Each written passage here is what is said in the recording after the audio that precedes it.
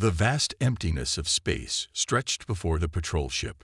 Lieutenant Tom Parker stared at his sensor readings, bored after weeks of routine border patrol duty. The Galactic Council had established peace among its members for over 2,000 years, with hundreds of species living together in a carefully balanced alliance. Tom's scanner beeped suddenly. An unregistered vessel approached from an unexplored sector. First contact protocols activated automatically across the ship. This was unprecedented. No new spacefaring civilization had been discovered in over 3 centuries. The alien ship was small, clearly a scout vessel. It transmitted simple mathematical sequences, the universal greeting of intelligent life seeking peaceful contact. The captain ordered a response while notifying Galactic Council headquarters.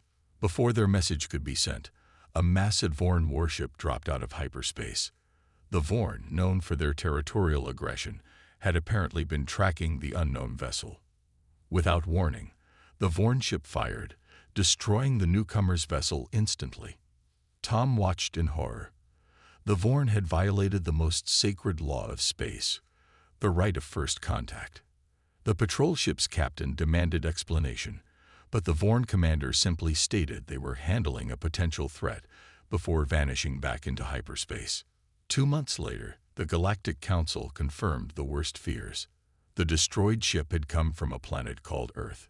Humans had just achieved faster-than-light travel and were exploring beyond their solar system for the first time.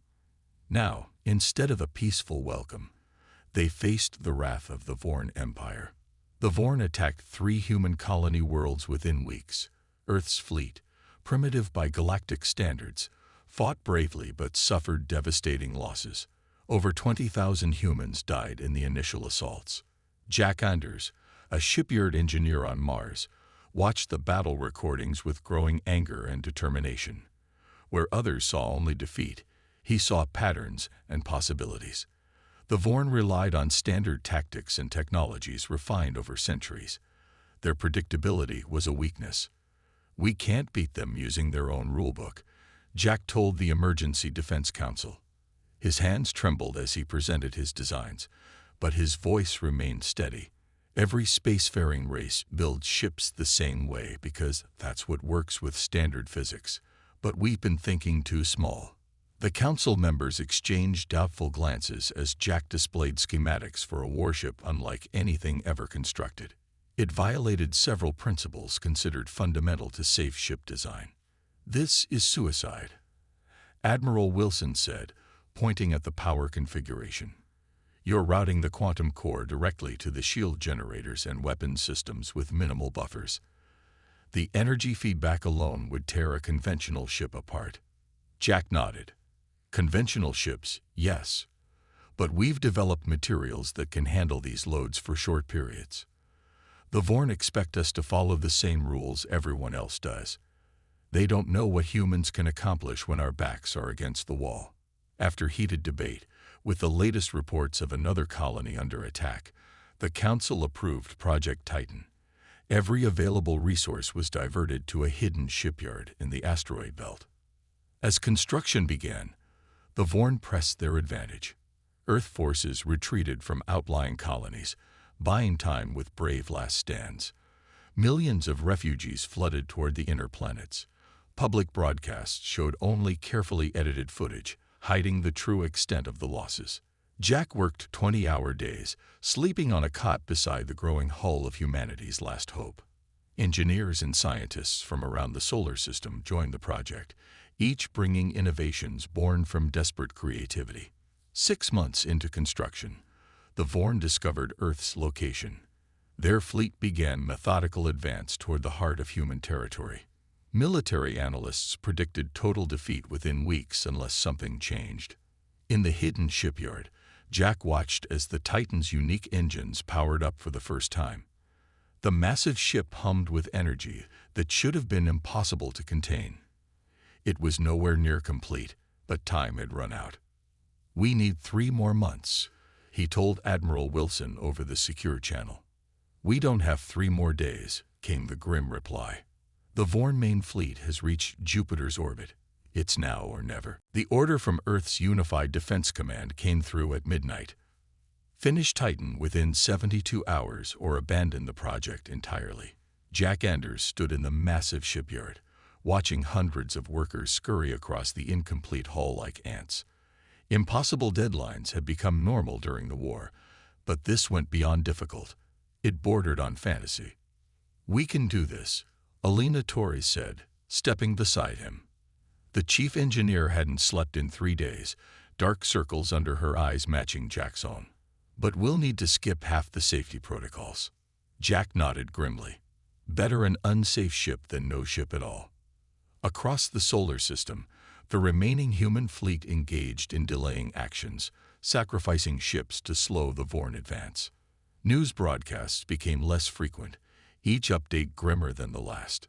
2 billion people now lived in underground shelters on Earth, waiting for either salvation or extinction.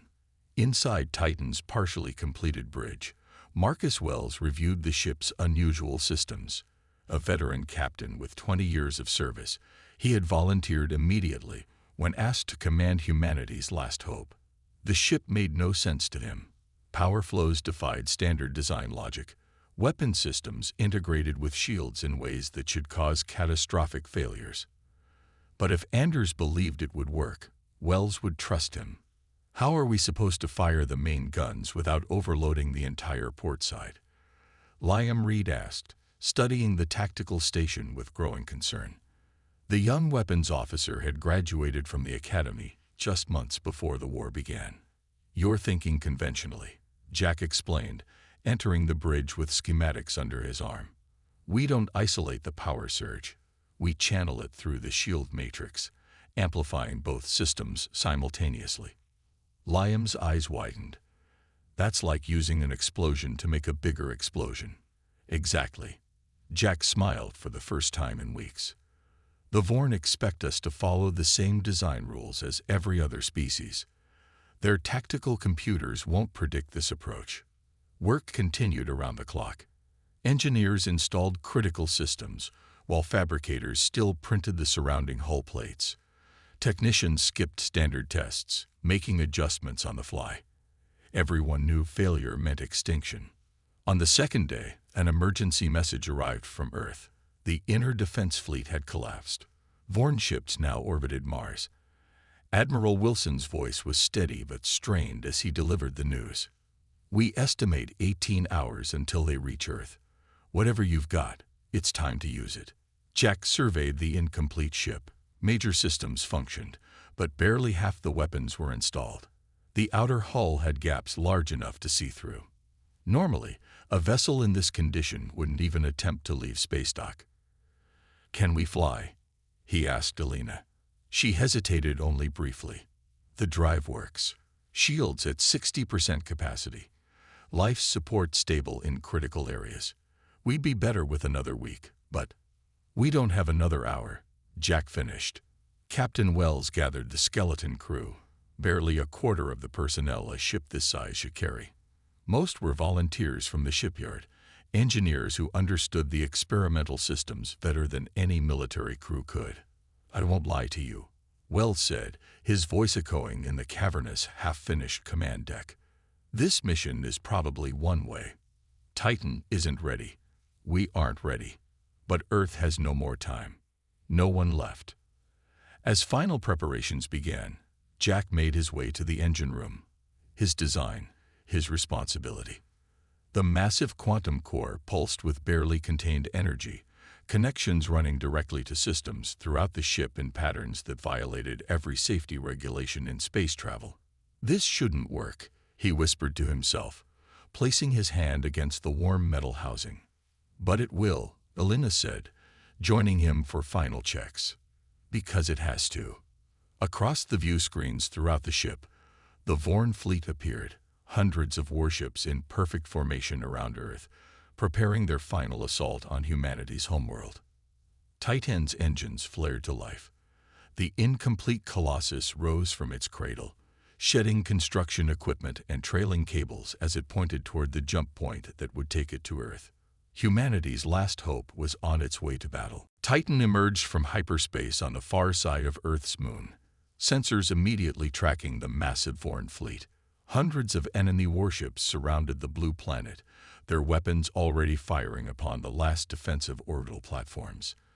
Captain Wells took a deep breath, studying the tactical display with grim determination.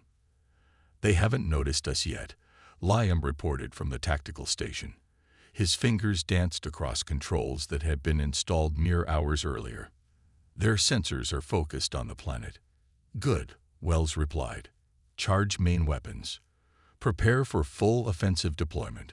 The bridge crew exchanged nervous glances. Titan's systems were untested in actual combat. Power levels fluctuated wildly as the experimental core channeled energy through pathways no conventional engineer would consider safe. "Full charge in 40 seconds, Alina called from engineering. Warning lights flashed across her console as the quantum core temperature rose far beyond normal operating parameters. "The containment fields are holding." "Barely." Admiral Krell stood on the bridge of the Vorn flagship, watching with satisfaction as Earth's defenses crumbled. The humans had fought well, better than most species when facing extinction, but the outcome was never in doubt. His forces outnumbered the remaining human ships 20-1. "Begin landing operations," he ordered. "I want ground forces securing the major population centers within 6 hours." "Admiral," his sensor officer interrupted, voice suddenly tense. "Something just appeared behind the moon. Energy signature unlike anything in our database." Krell turned toward the main view screen, eyes narrowing. "Show me." The image shifted to reveal a massive human vessel, nearly twice the size of his flagship, but with an oddly incomplete appearance. Sections of its hull were missing, revealing internal structures. It looked like a ship that had escaped from its construction dock before completion. "They sent an unfinished vessel." Krell laughed. Truly desperate. His laughter died as energy readings spiked to impossible levels. The human ship was channeling power in a configuration Vorn tactical computers flagged as non-viable. On Titan's bridge, Captain Wells gave the order. "Fire all weapons." The massive ship shuddered as energy surged through its innovative weapon systems.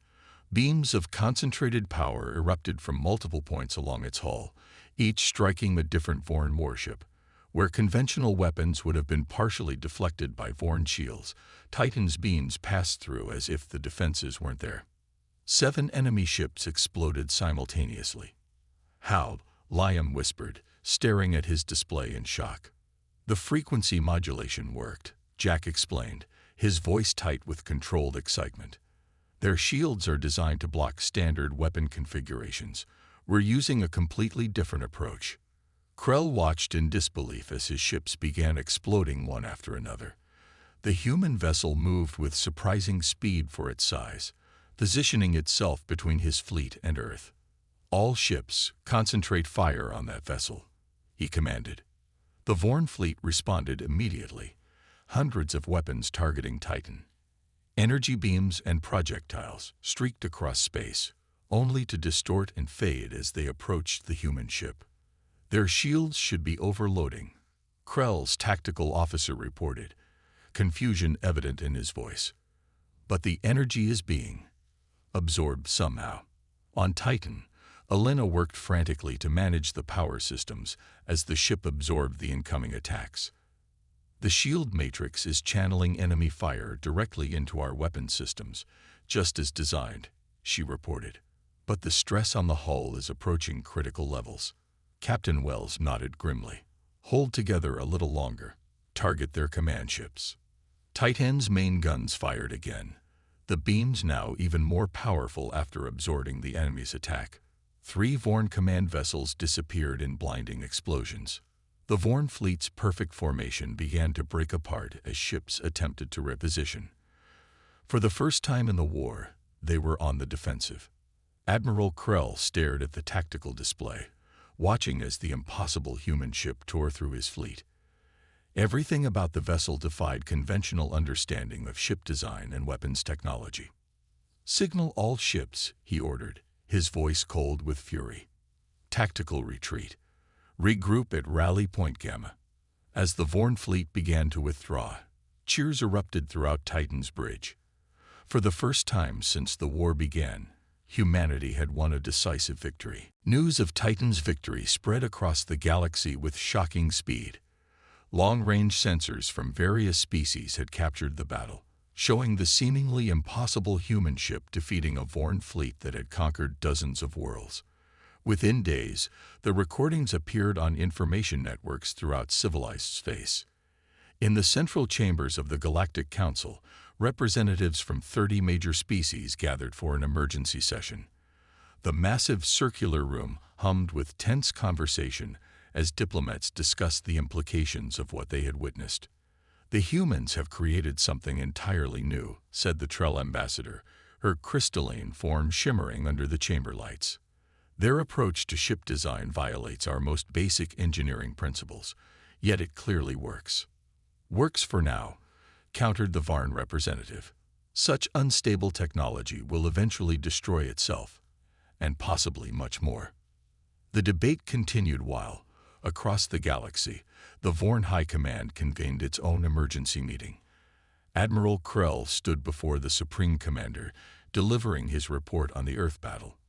The massive chamber was dark, except for the holographic battle footage playing in the center. "The human vessel uses technology configurations we previously deemed impossible," Krell explained. "Their shields absorb our weapons fire rather than deflecting it, and their offensive capabilities increase proportionally with each attack we launch." The Supreme Commander's eyes narrowed. "One ship cannot change the outcome of this war." "With respect, Commander, this one can," Krell replied. "And intelligence suggests they are building more." On Earth, celebrations continued for days after Titan's return. The massive ship now rested in orbit, undergoing urgent repairs.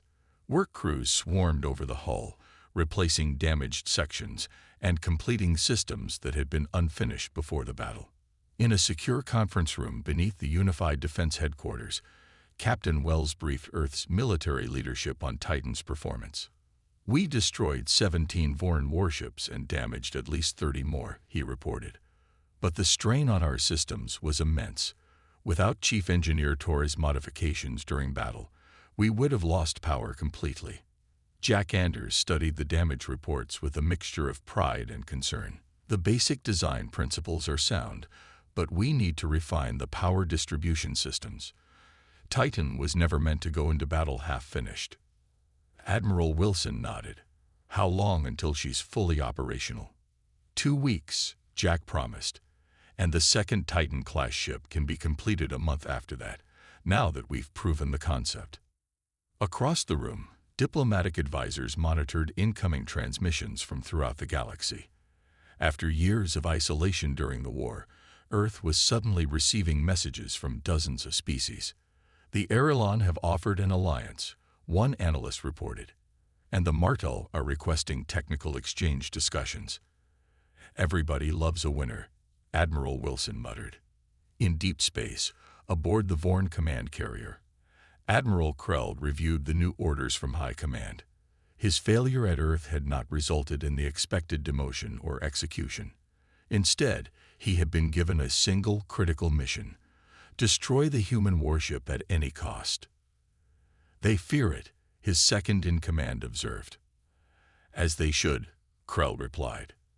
"The humans have created something that should not exist.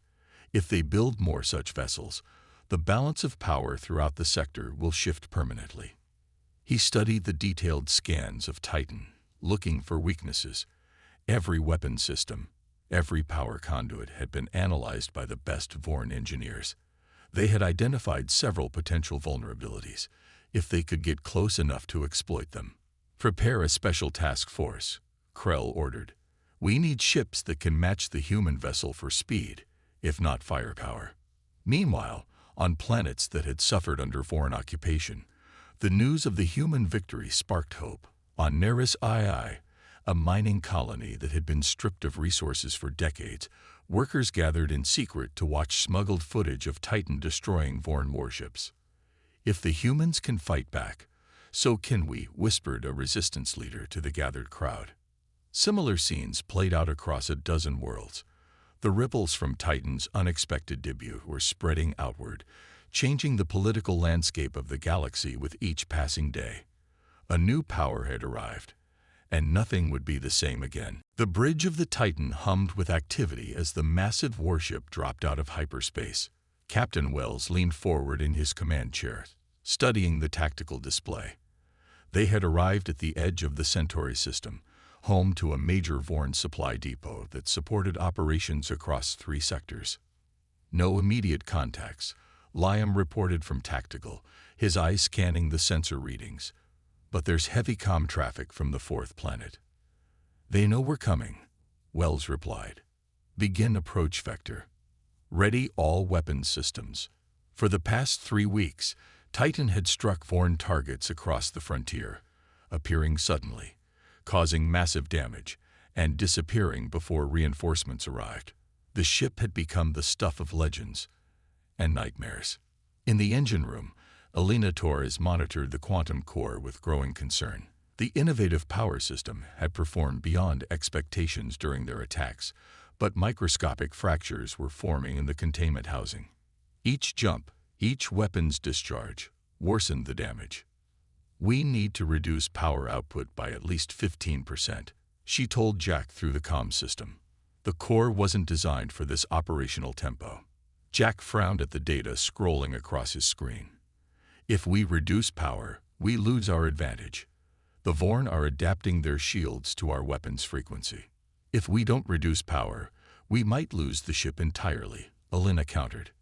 Their conversation ended abruptly as alarms blared throughout the ship. On the bridge, Liam shouted a warning. Multiple contacts. Vorn signatures emerging from behind the 5th planet's moon. The tactical display lit up with enemy ships, not the expected defense fleet, but a specialized hunter group of fast attack vessels. At their center was a massive carrier bearing the markings of Admiral Krell's personal flagship. "It's a trap," Wells realized. They knew exactly where we'd emerge from hyperspace. "Scanning their fleet now," Liam reported. "Their configurations are different, faster, more maneuverable. They've modified their ships specifically to counter us." Wells nodded grimly. "They're learning. Set course for the supply depot.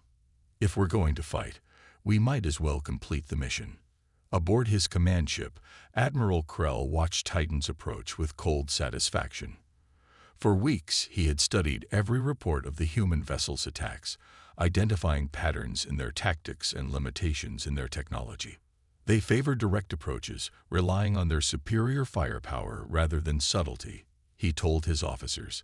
Their weakness is in their power distribution system. It can't maintain peak performance during extended engagements. The Vorn fleet moved to intercept, not in the standard formation, but in a scattered pattern designed to force Titan to divide its fire. Krell had sacrificed heavy armor for speed, betting that the human ship couldn't hit what it couldn't target effectively.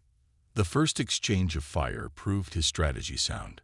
Titan's main weapon struck only glancing blows against the nimble Vorn vessels, while the attackers executed swift strafing runs, focusing fire on specific sections of the human ship's hull. On Titan's bridge, damage reports flooded in as the ship shuddered under repeated hits. "They're targeting our starboard weapon mounts," Liam called out. "Shield effectiveness down to 60% in that quadrant." Wells ordered evasive maneuvers, but Titan's massive size made it impossible to match the smaller ship's agility. For the first time since its dramatic debut, the human warship found itself at a disadvantage. In engineering, Alina worked frantically to reroute power as systems overloaded under the coordinated Vorn attack. "The main distribution node on Deck 12 is failing," she reported. "If it goes, we lose weapons control for the entire port side." Jack ran through the maintenance tunnels, carrying emergency repair equipment. The ship's innovative design, once its greatest strength, now revealed a critical weakness. The interconnected power systems meant that damage to one section could cascade throughout the vessel. As the battle continued, Captain Wells faced a difficult decision.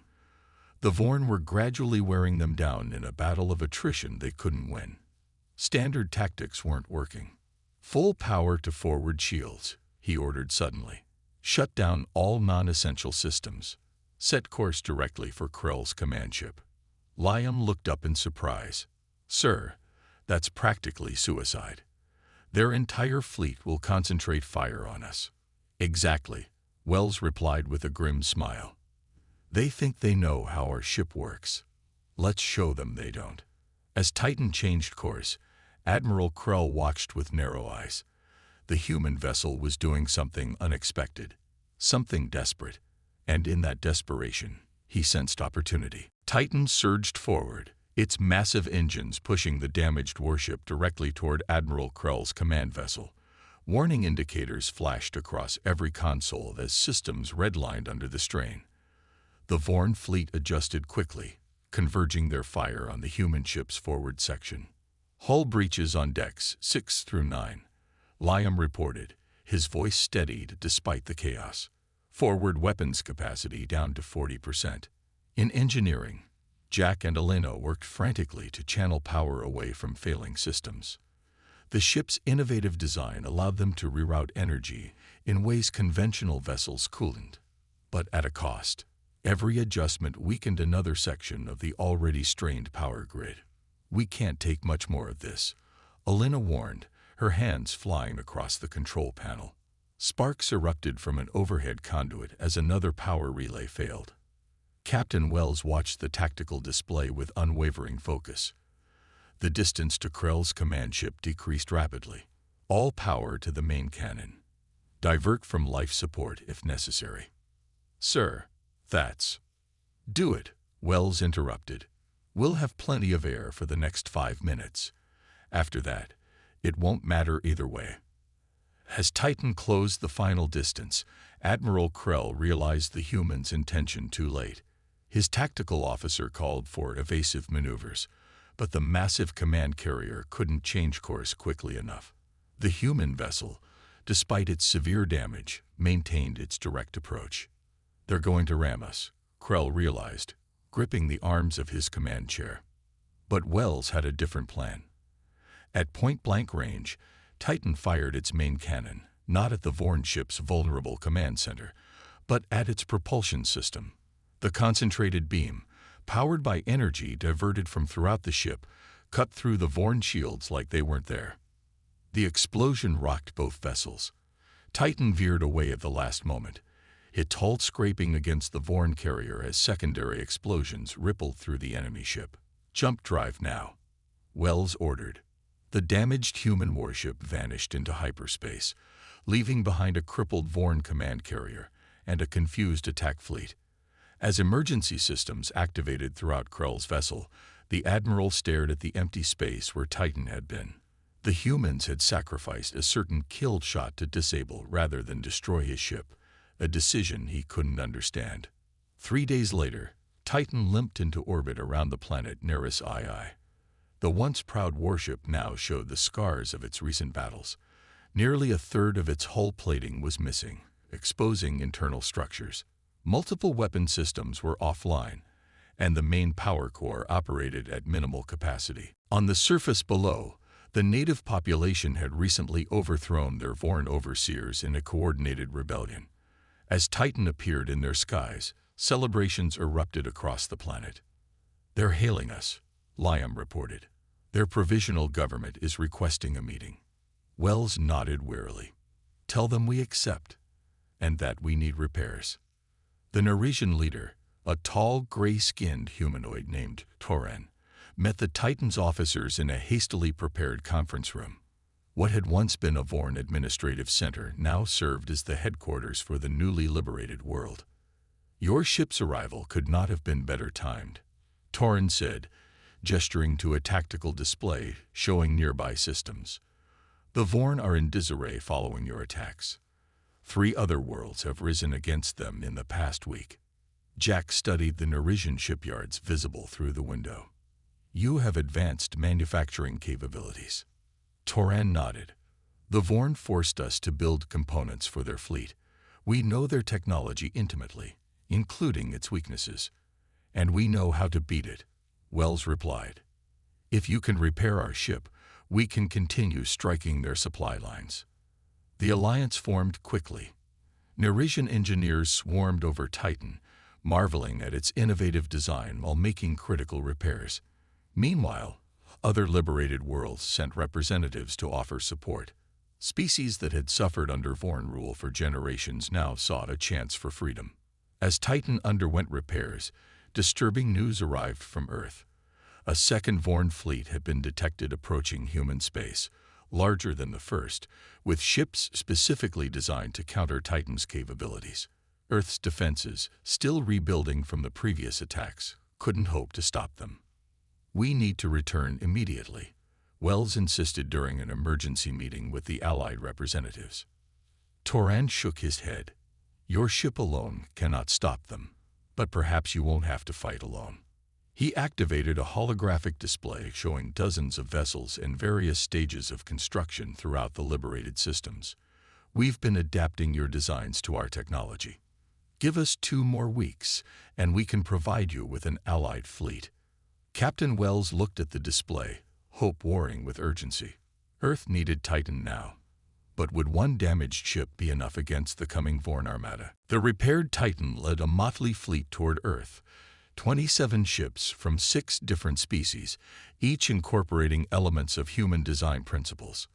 Their hulls gleamed in the starlight as they prepared for the final jump that would bring them to humanity's homeworld, where sensors showed the massive Vorn armada already in orbit. In Titan's command center, now reinforced with Narration alloys, Captain Wells studied the tactical projections. The enemy force outnumbered them 5-1, with specialized vessels designed specifically to counter Titan's capabilities. But the Vorn hadn't anticipated allies. "Final system checks complete," Elena reported from engineering. "The core modifications are holding stable. We have full power to all systems." Jack Anders stood beside her, watching the energy readings with nervous anticipation. The Narration engineers had helped implement his latest design improvements, untested modifications that might give them the edge they needed. "All ships report ready," Liam called from Tactical. The young officer had grown older in the months since Titan's first battle, his eyes carrying the weight of too many close encounters with death. "Send the jump coordinates," Wells ordered. "Remind all captains to maintain formation upon arrival. We only get one chance at this." The Allied fleet vanished into hyperspace, leaving behind the freedom fighters on a dozen worlds who prayed for their success. If Earth fell, the Vorn would eventually reclaim everything.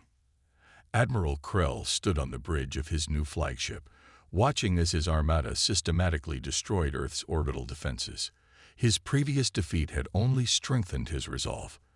The human homeworld would burn, and their troublesome warship would become just another piece of debris floating in space. "Admiral," his sensor officer called suddenly. Multiple hyperspace signatures detected, large vessels emerging directly behind our formation. Krell turned as Titan appeared on the main view screen, looking far different than when he'd last encountered it. The human ship's hull now incorporated alien technology, its profile altered by new weapon emplacements and reinforced armor plates. Worse, it wasn't alone. "What species are those?" he demanded, pointing at the unknown vessels flanking the human warship. "Narration, Vulturic, Kendari," his intelligence officer identified with growing concern. "All formerly under our control. They've allied with the humans." For the first time in his long career, Krell felt a flicker of uncertainty. The Vorn had conquered through division, ensuring subjugated species remained isolated from one another. This cooperation was unprecedented. The Allied fleet moved as one, following attack patterns clearly developed by the humans. Their weapons fired in coordinated salvos that overwhelmed Vorn defensive systems designed to counter individual threats. On Titan's bridge, Wells directed the battle with calm precision. Kendari cruisers, focus on their supply vessels. Narration group, target their communication relays. Vulturic squadrons, protect our flanks. The combined fleet executed maneuvers no single species would have attempted, exploiting weaknesses in Vorn tactics that had remained hidden for centuries. Shared knowledge had created something new, a fighting force greater than the sum of its parts. In engineering, Jack and Elena pushed Titan's systems beyond their design limits.